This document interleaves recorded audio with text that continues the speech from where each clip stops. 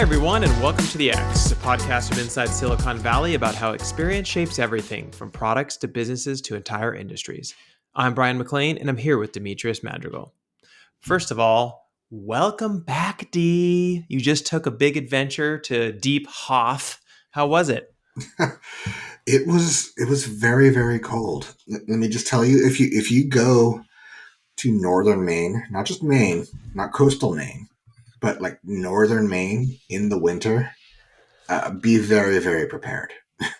I know when you sent me those pictures and you were like, oh, look, it's -5 degrees. I was like, hey, I'm from California. Like, that sounds rough. You know Yeah, what I mean? It looked cold. it got to -8, and they said with the wind chill it was around -31, and we went out on like a frozen lake, which turned out to be maybe not the best idea in the world because then you really get the wind. Um, Overall, it was a good experience. It was beautiful. Like there were definitely breaks in the cold, so you can go out and try it. And I had pretty good gear for it, so that was pretty nice. And ate some lobster and whatnot. But we spent a lot of time indoors, which is not Oh, necessarily yeah. what I shoot for on most trips that I take. Yeah, no, that makes sense. And I got to ask you, you like it was a pretty long journey from a flying perspective. From kind of a UX perspective, what was it like to fly during COVID in this like surge right now? So we have the Omicron surge going on, and you had to like change. You flew one place, you changed planes, flew to another place. You were on like a Cessna. Like, what was that whole experience like? It didn't seem that different, to be honest. One of the big differences is obviously you're wearing a mask the whole time. I mean, you get Yeah. used to it pretty quickly, I thought. But it is kind of like, you get to your destination, you take your mask off, and there's a little bit of a relief to that. Honestly, we should probably all be wearing masks on airplanes Oh anyway. I know they have yeah. the new filtration systems, but the amount of times that I've come off of a long flight and just kind of like picked up some kind of illness on it because you're packed into an enclosed space with a large amount of people over a long period of time. It's just from a purely practical standpoint. If you want to protect yourself, then it's and other people, it's probably good to have a mask on. Yeah. Did everyone keep it on? Did you feel like people were pretty compliant? Yeah, everybody was compliant.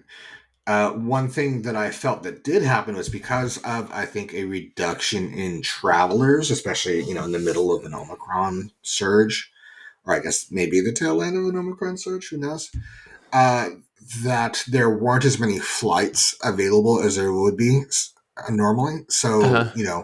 we probably wouldn't have normally ended up on like a 8-seat twin engine Cessna that was being tossed around in the wind like a leaf. I'd have a problem with that because we had some aviation experience, general aviation experience from our time with NASA and working with FAA and stuff like that, but there were definitely people who were much less comfortable with it. I got Once we got to cruising height, that was probably my favorite part of the actual travel because I Yeah. was like, you have plenty of room.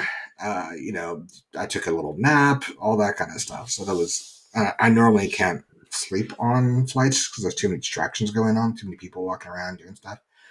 But like that was probably the most comfortable leg of the trip for me. Yeah, I took a Cessna I don't know if it was a Cessna or not, a very small airplane when I was on a trip to Costa Rica a long time ago. And Mm-hmm. it was very apparent to me, like how much the airplane moves when they're that small, Yeah, right? Like when you're up in the air and it's like a little gust of wind and suddenly everything's moving around, you hear all the creaks and sounds of the airplane. And it's not reassuring by all means, but it is very exciting to say the least. You know what I mean? yeah, So, yeah, absolutely. hey, so since you left, some things happened, my friend. Mm-hmm. We had stock market crashed, dropped quite a bit. Mm-hmm. Peloton crashed and has taken a huge hit. Bitcoin crashed. Yep. COVID seems to be peaking, and the game industry is thriving. All this while Yes. you were gone. Yes, I've been keeping an eye on things while I've been huddled around the fire, keeping warm. I know, I know. So, what do you think? Do you think this is a recalibration of the market for 2022? I mean, is I it just mean, like, hey, it's time? It's been 18 months of just growth, growth, growth, growth, growth, and now these companies are just having to really get their finances in order and things dialed in, and people are just going back to a little bit more normal behavior. Yeah, I think so. Like I look at it, and I don't really think that it is. It's not that bad of a crash relative to other things that have happened. Yeah. Even just a couple years ago, when we had larger stock market crashes, I feel like at the beginning of COVID, things like that. I imagine that people are nervous about the situation in Ukraine, and that could Hmm. be helping to drive this. But it also is the fact that people are plus Omicron, I'm sure, is contributing to that also. But at the same time, I felt like during COVID, because people ended up with a little bit less money and they were spending a little bit less of it, that they pumped more money into investments in general. So as a result, any kind of market correction like this, which I see it as a market correction because the growth is doesn't seem like it could be related to just economic fundamentals. Any kind of correction like this affects more people because more people are invested in it in the economy. And it's also probably a little more inflated than otherwise. So I think the Yeah. stock market in general is probably inflated relative to true value.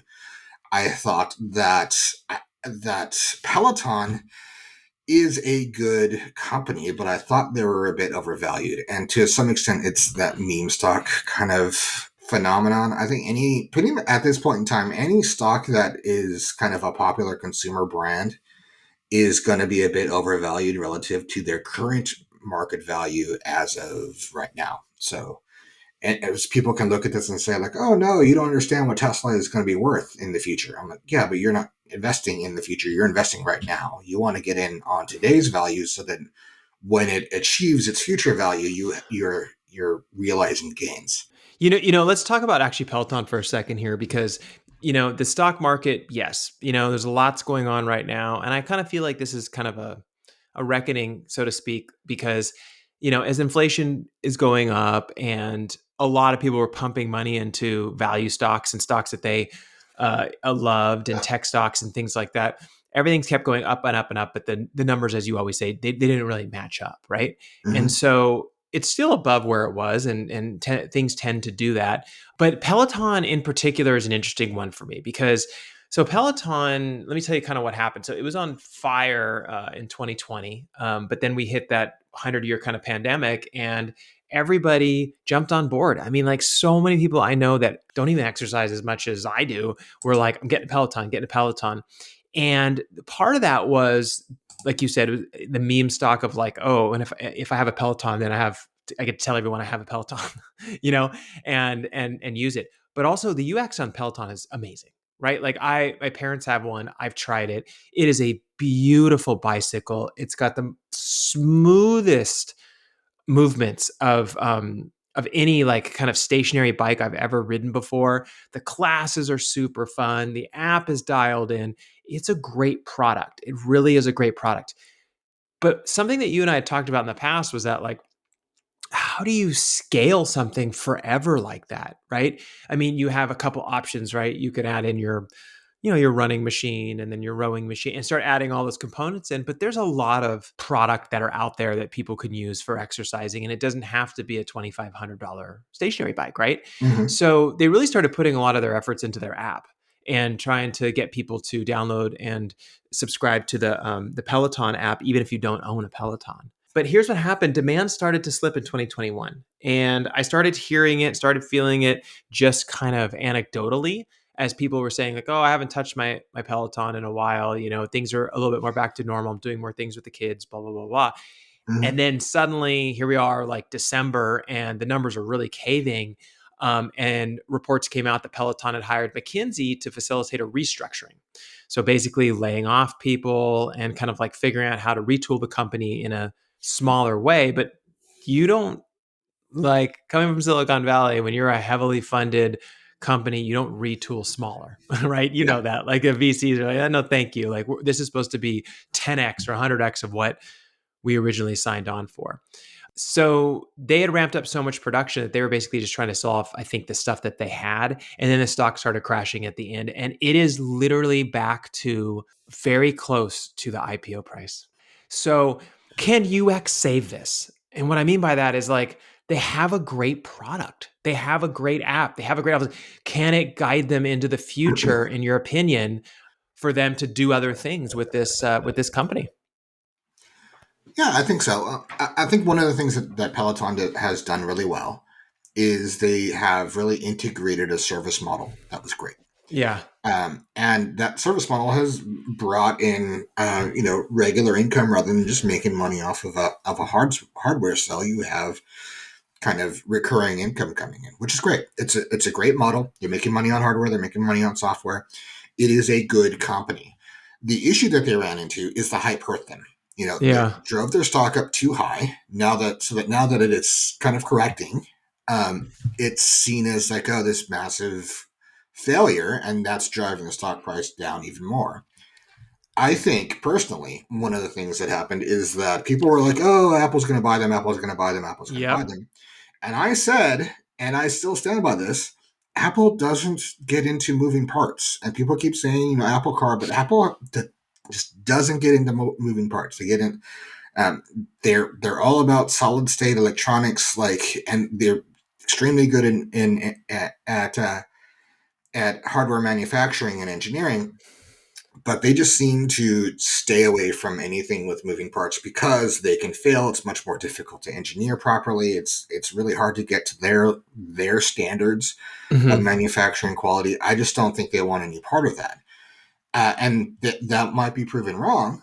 But I think that everybody looked at this and said, "Okay, well, I've had my Peloton for a while. It's no longer the shiny tool object. I'm going to be, the new fun toy in the house." I'm moving on to other things that have my attention, kind of like, people do with games or movies or anything like that, or songs. Yep. Like you enjoy it for a while and you go find something new. And so I think the service is leveling off. I don't think it's going to go away. It's going to do fine. And then there, people are also getting out a little bit more because part of it is they're just kind of tired of being indoors and they're less Hmm. concerned about COVID, even though perhaps they should maintain kind of the same level of discipline around that. But it's just that people were kind of let down by the non-acquisition. Now, from a UX perspective, what Peloton can do is start introducing new experiences through their service model. So they've been putting out workouts, guided workouts, basically like working with like a spin class Hmm. instructor or things like that. It is really a good time to start looking at new experiences they can implement through that. And that might sometimes means, new software pushes or firmware updates to their hardware products. But it is important for something like this that is a highly experiential product to keep the experience fresh. Otherwise, Yeah. people are going to get bored and move on to something else, and then that's going to hurt your bottom line. But at the same time, people have to understand that the purpose for these companies, it should be not the stock price. It should not be primarily an investment vehicle. It should be a company that produces products that are useful, helpful, and good for people to consume. And if you have that in mind, then it's like, all right, well, this is not, buy and this is not a day trade stock. This is not like a quick turn stock. If you are going to get into it, it's going to be kind of buy and hold, and don't look for a acquisition to drive your stock price up so then you can sell it really quickly and get out. Yeah. This is not that. But I I think that still, Peloton will be fine. yeah, I still do think though that the company is going to sell, and the only reason why I say that is because I have been reading some reports that a lot of the big investors and things like that have been putting pressure on the board to find an acquisition partner or get rid of the CEO and start over and get a new CEO and that kind of stuff. But I look at it and I go, with a stock price that low, I mean, someone can come in and buy this company for quite cheap if they're willing to sell it. And like I said, I'm not 100%. I think Apple could be a great fit if they did it right, but like I'm more like on the sporty side, like a Nike or even like a Fitbit. I think Fitbit got bought by Google, but like I feel Hmm. like you can align it pretty well with one of these companies that makes trackers and that kind of stuff, heart rate, all that Hmm. kind of stuff. I'm not exactly sure which one, but I do feel like there could be a good fit Yeah. there. Just kind of like when we talked about GoPro, and I said, I think GoPro could sell to a lot of different companies and kind of like seamlessly come in as like this other camera. I feel the same way about the Peloton. If it's done right, it can be great. See, my worry always was from the beginning was that it's the next Body by Jake. It's the next perfect push up. It's the, you know what I mean? It's like we Hmm. always go through these phases of like 10 years of, falling in love with a exercise product. And then inevitably people get bored of it. It's as simple Yeah, as that. I mean, you got to really love cycling to only cycle every single day, right? But when you yeah, have outside, you can rollerblade, skateboard, cycle, walk, run. Like there's a million things you can do, right? yeah, So it's a tough one. You know what I mean? I just don't see it going back to where it was, to be honest with you. But if someone said, "Hey, guess what? Peloton just got sold," wouldn't shock me. yeah. It wouldn't shock me either. And it also, I mean, a company of this size, the investors are always going to put pressure to get an acquisition to happen Yeah, because it increases their value and their earnings. It doesn't yeah. mean that it's necessarily the best thing for that company. And personally, I don't see. I have a hard time imagining a company that actually improves the Peloton brand product experience by having that company involved. I Hmm. don't think Apple would necessarily do it. I don't see them as a fitness company. I don't see Google doing it for sure. I think Apple would probably contribute more than Google would. Definitely not Facebook. I would stay away from them. I think that would really hurt the company at this point in time. Yeah. There needs to just be kind of a new kind of approach to really the service model and basically content. I mean, I don't necessarily know exactly what they are doing or what they have done recently because I haven't followed them super closely. But if they were putting out workout or experiences or other kinds of experiences through their app that was not necessarily tied to their hardware products, that Hmm. could significantly increase their revenue and their user base, right? So that means that somebody who doesn't own a Peloton, who doesn't want to be inside on a treadmill or a bike, who's out there going on hikes and things or surfing or whatever else, could be using this app, maybe with some other technology like a fitness tracker or some AR glasses or goggles or something like that in order to kind of gamify or enhance their outdoor workout experiences. That's a good point. Yeah, I think Yeah. there's a lot there, and what you're talking about seems to be mostly software or Hmm. software connection to existing hardware and growing Yeah. beyond just a $2,500 bicycle, right? That you have kind of Yeah. sitting in your house. Well, hey, I want to talk a little bit about the user experience of COVID, and I know that sounds strange, but there's a reason why I've been thinking about something lately. When we first came into this and we started the podcast shortly after COVID hit and we were all put into lockdown, everyone's trying to figure out things from getting groceries to, figure out, how you're going to work from home and all that kind of stuff.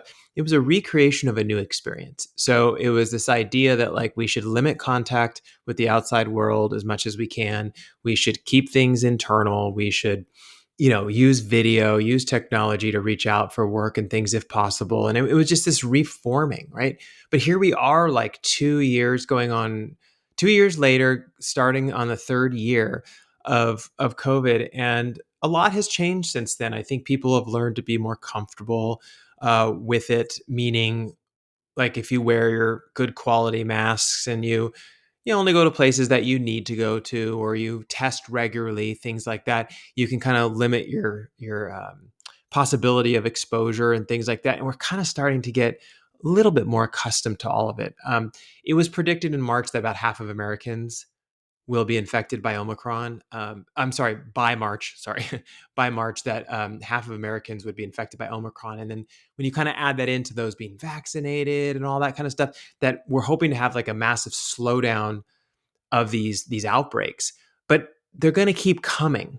So I guess my question to you is like, our experience in life has changed. It is different now. I approach everything slightly differently because I know that there's this virus out there that we can't see. And it's not like there's a pink mist every time someone walks by who's infected, right? It's like you just don't know and you have to reshape things.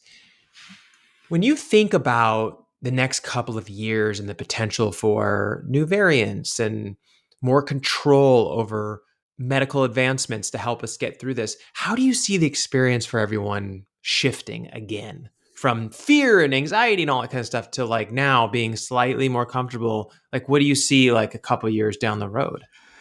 Well, one of the things that I see has happened is there's kind of this, well, it's called attenuation or habituation, where the response to a stimulus kind of weakens over time. You just get used to it, right? Yeah. So it's kind of like the psychological equivalent to tolerance. So now that people are kind of gotten used to COVID being around and people being sick and people dying, they're like, oh, they feel like it's not as bad, but it's actually not. It's not as bad. It's pretty much just as bad. Yeah. We're coming up on 1 million people dead, and the reality is that it's going to have a significant effect on the economy. It's going to have a significant effect on our society in general, and that is something that we're going to have to try to figure out as a way to kind of maintain discipline. You play to the whistle. And people's inability to play to the whistle on COVID response has been one of the reasons why it's sticking around for so long. So, what I think will happen with Omicron specifically is that at some point it'll reach a level of kind of homeostasis where enough people will have had it or will be inoculated, vaccinated, that it will no longer be sweeping through society like a brush fire like it is. The problem that I think this brings up long term is the more times that infection spreads, the more likely that it can generate a variant. And there's a very good chance you can get something, I shouldn't say very good chance, it's a very real chance that you can get something that's as deadly as Delta or Alpha, but as infectious as Omicron, and not be as resistant um, to the and be more resistant to the vaccinations that we have to this point. We already know that Omicron doesn't really respond to some of the treatments, like the Regeneron treatment is not. They have come out and said that it's not as effective. So one of the things that can happen from a UX perspective is that we could get hit really, really hard by a new variant because of this. I mean, Omicron, I think, is like the 16th letter in the Greek alphabet. So there have been a lot of variants, and it's only been 2 years. If you have 16 more variants in the next year or two, then you know there's a really good chance we can get hit with a really bad variant. It's one of the reasons why people need to take this seriously and do everything they can in order to put this behind us in a practical way, not just ignoring it and hoping it'll go away. Yeah, and one of the things that I read that made me feel a little bit better is epidemiologists that have been studying stuff like this for 30, 40 years said that a lot of times what'll happen is it'll work through its variant and eventually the variant itself becomes less lethal over time because the job of the virus really is to replicate, not to harm. Like it doesn't like know to do that. It knows to replicate. So it could become more infectious, things like that over time. And I think ultimately, like taking, like you said, taking it seriously and kind of relooking at the world. I mean, when I think about the fact that like all these different companies that allow their workers to work from home had said like, okay, you can work from home until August, you can work from home until September, and then they keep pushing them back, and now a lot of these companies are coming out, and you can read about them on the news. Is that, oh, by the way, we're just going to say you come back if you ever feel comfortable, and if you don't, just stay home. That's an indicator to me that they are talking to epidemiologists, obviously, and talking to doctors and things like that. And they're saying, you can't put a time limit on this. We don't know what the world's going to look like. And so the way in which we should handle this is just say, work the way you need to work, be safe, do the best you can, and try to enjoy your life. Right. And I think that might be the new path forward is like instead of having these thoughts in our head of like, oh, we get to go back to the office next month or something like that, Mm-hmm. forget about all that and just realize that things have been reframed, and it could be 5 years from now before you say, oh yeah, gosh, I haven't even talked about anything about this virus in so long, I forgot all about it. Is it still around? Like you don't even realize that it kind of disappeared, right? So when it comes to work, I think that regardless of what happens with COVID, people have been doing it for like work from home has become such ingrained in us that now that it will be difficult for tech companies at the very minimum to hire people if they tell them, oh well, you have to come into the office and work. Yeah. They're just not going to be able to It's compete. not gonna And happen. Yeah, in tech, it's not like people sometimes seem to have this perspective in other fields where it's like, oh well, you're lucky to have a job. Like, no, in tech, you're lucky to have the talent. You're lucky to have those employees. They can go somewhere else very easily. Hmm. There's definitely a shortage of qualified engineers and designers and people who can do that kind of work. So I think that will become standard. I think there will become more jobs that will become more better supported by remote learning or remote work. Remote learning, I think, is an example of that, where we just kind of got cobbled together, and it can be massively improved with a little bit more design work related to it. Yeah. But when it comes to COVID, if it becomes endemic, what you have to understand, I mean, everybody needs to understand, is that, you know, just if it is endemic, then it's kind of like adding on, we lose a certain amount of people to the flu every year, right? Because the flu is endemic and it produces variants regularly, and they do the best they can with the flu vaccine, but sometimes they're incorrect in guessing which variant is going to be the main strain that year. Sure. So the flu vaccine efficacy can be variable based on which strain is big. If that happens with COVID, it doesn't replace the flu. We still have all the people that we lose from the flu, but now we're also going to be losing more people from endemic COVID. So it will be, if 50,000 people, it'll be another 150,000 people from that. Now we're at 200,000 people from illness. That Yeah. puts additional strain on our medical system. That means that people will get less care, less quality care. More people will die from other things because the medical system is burdened down with COVID. It's going to put a lot of strain on the economic system, so that you're not going to be able to buy things as much because you're going to be spending more money on your healthcare. These are all things that we do not want. So it falls to all of us, including you and I, to think of ways that we can get people on board with doing what needs to be done to make this stop progressing towards an endemic disease. And also, you also run the risk, because of the nature of this vaccine, of this virus, of it being a really deadly virus, and that's like something that far outstrips even what we have seen previously, and we really want to avoid that. Absolutely, yeah. I mean, it's a crazy time, and we keep adapting and doing the best that we can, and I think as our treatments get better, ultimately we can control it so that if you get it, you kind of go, I think I'll be okay, right? Like we hope that that's where we can be, and it seems like that's where we're getting to. And I don't want to jump too far in the future and scare anyone, but it could go one way or the other, and we're just kind of waiting it out. But I think at this point, the best thing to do is to take it seriously, and if you go somewhere, mask up, do what you need to do, and hopefully come out on the other end okay. So the last topic I want to talk about today, and I waited till the end because it was one that I know you love so much, is the gaming market is on fire again. Microsoft's trying to make an acquisition. Sales are up again. More people are gaming. D, this is making the entertainment industry look like a very small industry. You know what I Well, mean? I mean, gaming is part of the entertainment industry, but it is, I think, dominating. It's crushing other forms of entertainment at this point in time. And I would make the case that gaming has been on fire for quite a while, especially based on how difficult it has been for me and many other people like me to buy like a PlayStation 5 or a RTX, 3090 or something like that. Like it is serious, and it's going to continue to be so. Yeah. What do you think about Microsoft's acquisition, or I should say potential acquisition of Fine, Activision. Activision? Yeah, yeah, yeah, Yes. yeah. So I think this is the biggest news that's happened outside of potential war and Omicron and COVID.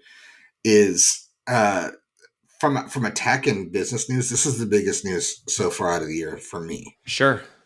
People need to understand that Activision is they're like they're like the Microsoft of gaming to an extent. They're like one of the Googles of gaming. Um, they were a huge collection of gaming studios that they have acquired over time. They acquired uh, they have all of Blizzard's games, which includes World of Warcraft and So that includes World of Warcraft, the Warcraft games, StarCraft, a bunch of other games under that umbrella. It also includes Call of Duty, which has been probably the most lucrative game franchises of the past decade or more. So this is a big deal. Activision owns a lot of game studios. So for them to consolidate any further with a company like Microsoft, which owns Hmm. Mojang, and they until recently owned Bungie, and they own a bunch of other studios. This is getting to a level of consolidation that is potentially, I wouldn't even say potentially, it is likely to be harmful. So it's one of the things where regulators should probably step in and stop this from happening. As a result, we're seeing Sony talking about acquiring now EA. So EA and Activision were the two companies that were forming the gaming duopoly, Yeah. and it was to the point where if EA and Activision continued on their path to some extent, Activision I think started running into a bit of issues with things that are going on with Blizzard, and they're running some legal issues and things like that. But if gaming industry kept on its path, then it might have been the other way around, where Activision might be acquiring Microsoft. But as things are now, these companies should probably remain separate. Uh, so we'll see what happens with that. I'm hoping that they do remain separate. Yeah, some people have said online, I was reading some reviews and comments and things like that, and some people feel like it might be good for it, right? Bringing some of that Microsoft technology. We know people that have worked at the Microsoft research group and stuff like that, some brilliant people. And as we move to new forms of gaming entertainment, right? VR, AR, what do they have? The holodeck?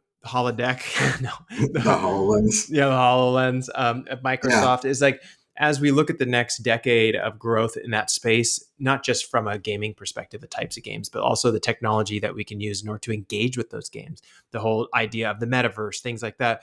Mm-hmm. It really puts, if it goes through, it really puts Microsoft in a really, really good position, because then they own, the biggest studios in the entire world, and they have an amazing R&D team, right? And they can produce some really, really cool technology. So I, I hear you on that one.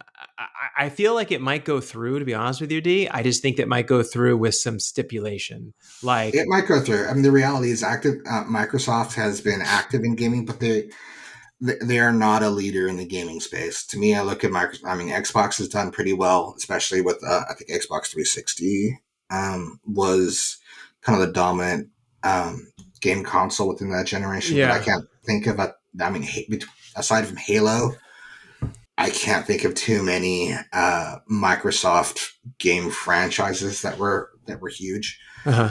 But I think of Microsoft, and I think they're an enterprise company. I don't feel like they, from a cultural standpoint, really understand gaming, and it's one of the reasons why they've acquired companies and done okay, like Mojang and Minecraft have done pretty well. But I Yep. also kind of feel like that's because they haven't gotten too involved with directing Mojang to do things with Minecraft. Oh, So, well, 100% agree. Like, I was talking to a CEO one time, and he said, mhm, you have to understand when you want to do integration, and times when you just want to own that company and have it part of your kind of marketing spin of the company, but you're not actually like really affecting them. You're letting them run independently. You're letting them do their thing, letting them grow, but they just grow underneath your umbrella. yeah, And I feel like that's where the mistakes tend to happen. And that's also where the successes tend to happen, right? So good CEOs will look at it and say, you know what, they're doing great. Let's leave them alone. Let's give them some guidance, in regard to, let's say technology or something like that. But for the most part, let them do what they need to do.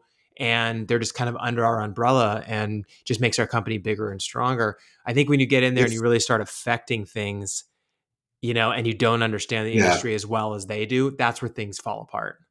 Yeah, and it's an issue, especially if you start getting turnover in the leadership positions. And it doesn't have to just be a CEO. It could be, an executive VP or something like that who's going to start dictating to, Blizzard or Treyarch how they're going to develop their games.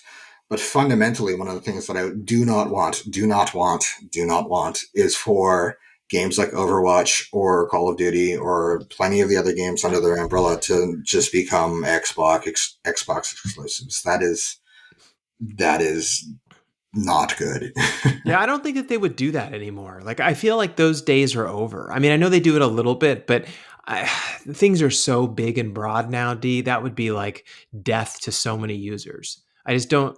I don't see that I, happening, but I don't know. I don't see any counter examples of it happening. I mean, Microsoft was talking about it for a while with Xbox of releasing some of their owned properties onto Sony platforms or Nintendo platforms, but it has, to my knowledge, it hasn't happened. Like you can't Yeah. go out and play Halo on PlayStation. So I think it absolutely would, and I think that the game community would stand up and say like, hey, we don't want these games to be Xbox or Windows exclusives. And I think the Microsoft investors who don't care about the game community will say like, absolutely not. And if you do, we're going to sue you for dereliction of duty. Hmm. Yeah. Yeah, it's going to be interesting. What are you expecting? Just as kind of a wrap up here, like what are you expecting before summer? Any interesting gaming news? Anything that comes to mind that you think might occur before the summer comes? One of the interesting things that has happened in PC gaming is Intel has announced and begun releasing a new generation of processors. And the Okay. processors are used in architecture that is more similar to kind of what Apple was doing with their M1s and what AMD was doing with some of their ARM architectures, where they have much more cores and you have some high efficiency cores and some that are high performance cores. And the early testing is that they're kind of blowing the competition out of the water. So the Apple M1 dominance might have appears to have been short lived. They are now appear to be kind of out being blown out by Intel, and they were always kind of edged by AMD anyway.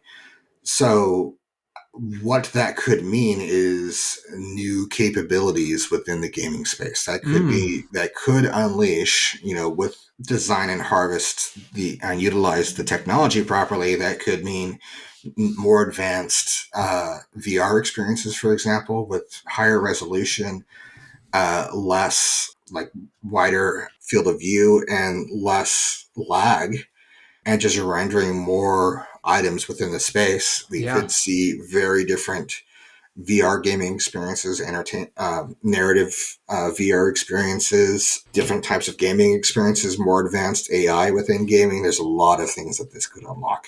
So you think Ready Player One is already happening? Getting sucked in Yeah, where we're like, oh, I like my life better with my VR headset on than I do when my VR headset is off. yeah. So you brought up an interesting point when you brought up the technical capabilities of Microsoft. Is one thing we haven't really seen is kind of the proper marriage of the technical minds who are developing things like HoloLens and Yep. the creative minds who are developing the experiences. This is like, Exactly.